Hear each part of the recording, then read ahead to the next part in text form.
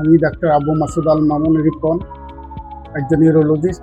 বর্তমানে সহকারী অধ্যাপক হিসাবে বেসরকারি মেডিকেল কলেজে কর্মরত আছি এবং আলমানার হসপিটাল মেডিক্স সিগনেচার ক্লিনিকে চেম্বার প্র্যাকটিস করছি।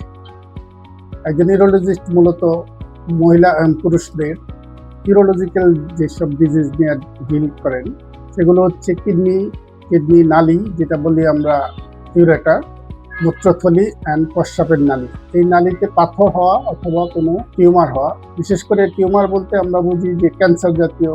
এবং পুরুষের ক্ষেত্রে আমরা প্রস্টেট গ্ল্যান্ড কারো বড় হয়ে যায় অথবা প্রস্টেট গ্ল্যান্ডে কারো প্রদাহ হয় অথবা প্রস্টেট গ্ল্যান্ডের ক্যান্সার হলে আমরা এগুলো চিকিৎসা করি।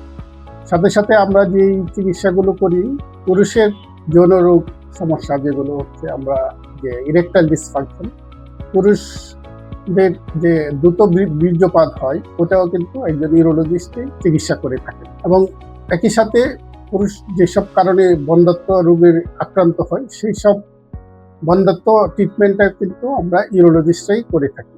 তো আপনারা যারা এইসব আমি উপরে উল্লেখিত যেসব রোগের কথা বলেছি, এইগুলোর যে কোনো সমস্যার জন্য একজন ভালো ইউরোলজিস্ট অথবা আমার সাথে যোগাযোগ করতে পারেন।